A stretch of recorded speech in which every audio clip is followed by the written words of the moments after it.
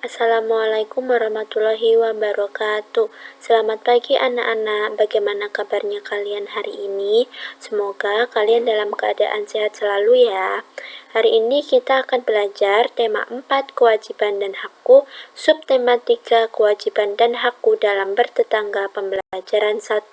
Disiapkan buku tulis dan buku paketnya ya. Nah, di subtematika ini kita akan belajar kewajiban dan hakku dalam bertetangga.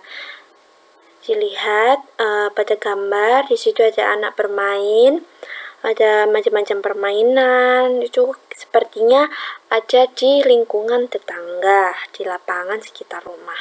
Oke, orang yang tinggal di dekat rumahmu disebut tetangga. Apakah kamu mengenal tetanggamu? Apakah kamu suka bermain dengan tetanggamu? Sukakah kamu memiliki tetangga? Setiap orang berkewajiban menjadi tetangga yang baik. Kita wajib bersyukur memiliki tetangga yang baik. Jadilah tetangga yang baik. Ayo, kalian sudah mengenal tetangga kalian di rumah masing-masing? Nah, yang pertama kita akan membacakan percakapan antara Lani dan Ibu yang berjudul Tetangga Baru. Ibu, aku mempunyai teman baru. Sudah hampir seminggu dia tinggal di dekat rumah kita. Bagus sekali, nak. Kamu pasti sangat senang. Tentu, Ibu. Ibu guru berpesan sebaiknya kita mengenal tetangga. Mengenal tetangga adalah kewajiban kita. Betul sekali, nak. Mereka juga mempunyai hak untuk dikenal. Apakah kamu senang mengenalnya, nak? Tentu, Bu. Dia sudah kelas 5 SD. Dia pandai menggambar. Sebaiknya kau ajak dia ke rumah. Kenalkan kepada Ibu. Kenalkan juga kepada teman-temanmu. Tentu, Ibu. Terima kasih mengizinkan aku bermain dengannya. Nah, sekarang kita akan memberi tanda jika B itu benar, kalau S itu salah jika itu bukan kalimat saran. Oke, nomor 1, Ibu aku mempunyai teman baru. Itu termasuk kalimat saran itu bukan? Iya, bukan. Kenapa? Karena Ibu aku mempunyai teman baru itu sebuah pernyataan atau sebuah kalimat biasa.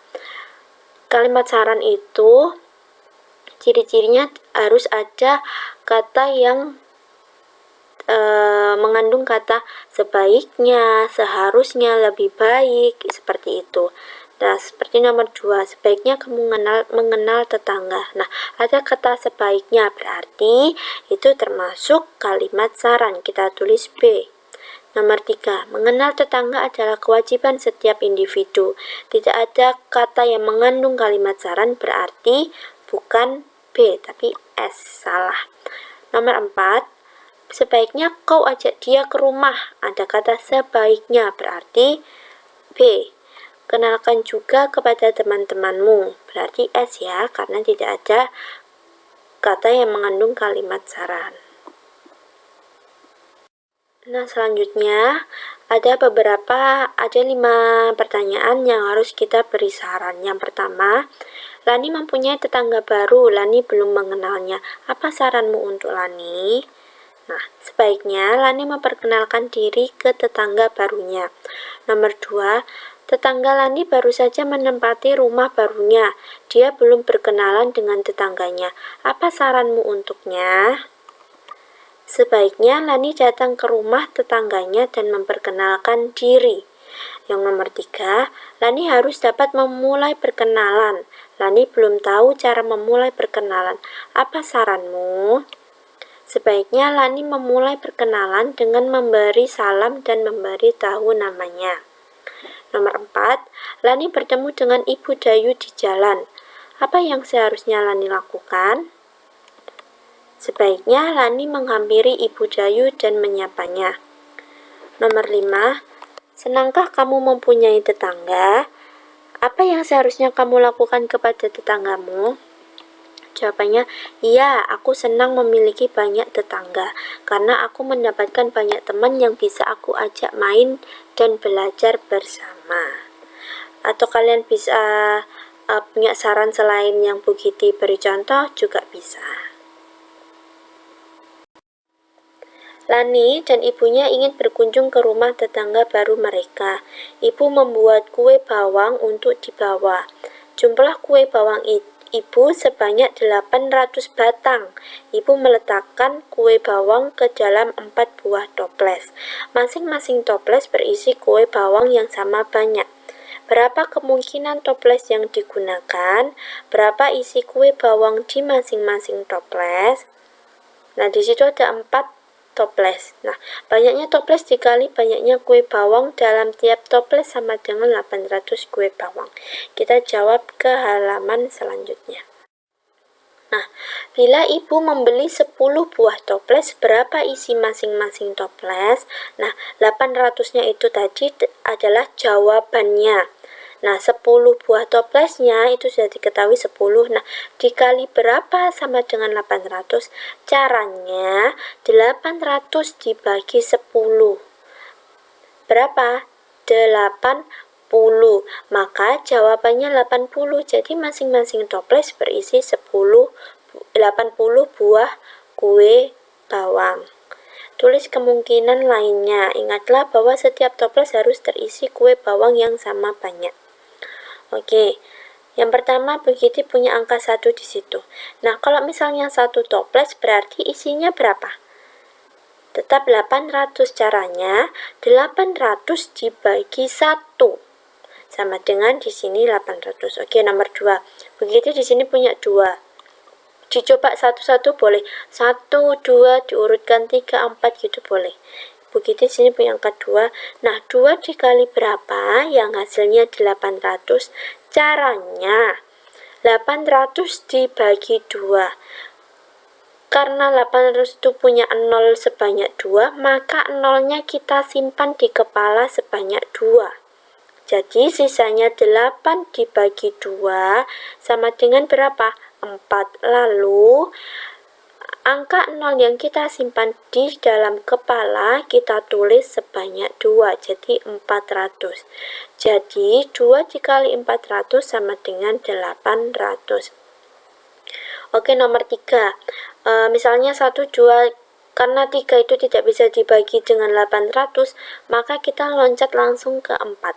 4 dikali berapa? Sama dengan 800. Caranya sama, 800 dibagi 4. 0-nya kita simpan di kepala, sisa jadi 8 dibagi 4 berapa? 2. Lalu kita tuliskan 0-nya yang kita simpan tadi sebanyak 2, berarti 200. Oke, nomor 4 di situ ada 8. Caranya sama, 800 dibagi 8 sama dengan 100 di sini.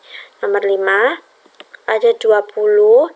Nah, 800 dibagi 20 sama dengan berapa? 40. Jadi 20 dikali 40 sama dengan 800. Oke. Nah, kalian juga bisa membuat soal cerita seperti tadi yang ibu mempunyai 800 kue bawang itu. Boleh diganti angkanya atau boleh diganti soal ceritanya, tapi cara pengerjaannya sama, kita harus mencari kemungkinan angka. Nah, selanjutnya di situ ada bangun-bangun datar. Coba ada bangun datar apa saja? Yang pertama ada segitiga, lingkaran, segi 4, dan persegi. Nah, diapakannya ini kira-kira? Nah, ada juga bangun datar lainnya seperti persegi panjang, persegi, segitiga, segi 4, lingkaran, dan persegi panjang lagi. Nah, Lani juga mengamati warna-warna cat tembok rumah tetangganya. Lani pun menjadi terinspirasi untuk berkreasi. Lani ingin berkreasi dengan bentuk bangun datar dan warna yang ia lihat. Ia menggunakan kertas gambar, penggaris, pensil, dan pensil warna seperti gambar itu.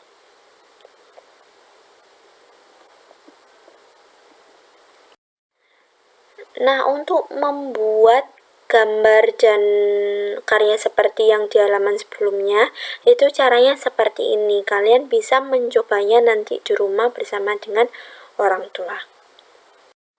Nah, jadinya seperti gambar ini tadi, lalu kalian bisa memberi warna sesuai dengan kesukaan kalian. Nah, untuk pembelajaran 1 sampai di sini, kita lanjut ke pembelajaran 2. Nah, selanjutnya kita akan belajar masih di tema 4, kewajiban dan hakku, subtema 3, kewajiban dan hakku dalam bertetangga, pembelajaran 2. Nah, di pembelajaran 1 kita belajar tetangga. Nah, pembelajaran 2 kita juga belajar tetangga lagi.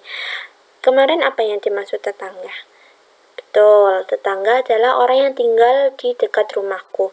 Aku mengenal namanya, aku selalu menyapanya. Aku suka bermain dengannya dan mengunjunginya. Ibu menyarankan agar aku baik, sayang, dan hormat kepada tetangga. Ibu menyarankan agar aku bermain dengan tetangga, karena tetangga adalah saudara dekatku. Nah, selanjutnya, dalam pembelajaran sebelumnya, keluarga Lani telah mengunjungi tetangga barunya. Nah, sekarang apa yang sebaiknya dilakukan oleh tetangga baru Lani? Berilah saran pada kolom ini.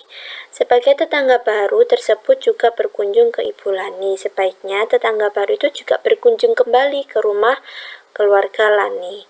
Yang nomor 2, seharusnya sebagai warga baru mereka memperkenalkan diri ke rumah yang terdekat. Sebagai tetangga yang baru atau warga baru, seharusnya tidak hanya berkunjung di rumah Lani saja, melainkan ke rumah yang lebih rumah terdekat mereka, seperti itu. Nah, tetangga Lani sangat senang dikunjungi Lani dan keluarganya.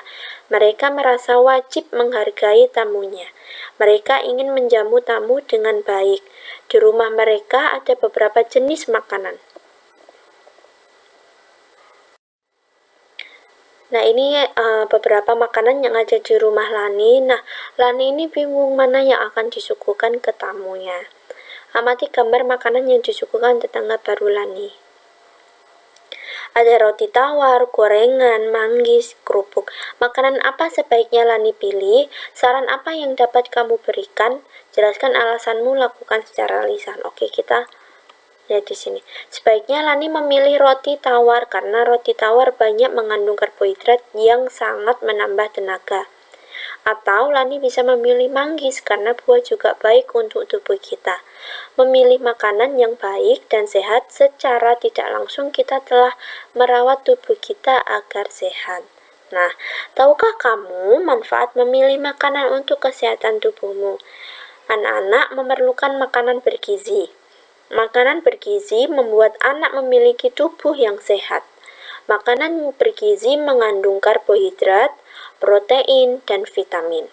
Makanan yang mengandung karbohidrat misalnya nasi, roti, dan kentang. Makanan yang mengandung protein misalnya ikan, daging, telur, kacang-kacangan, dan susu. Buah-buahan dan sayur-sayuran banyak mengandung vitamin.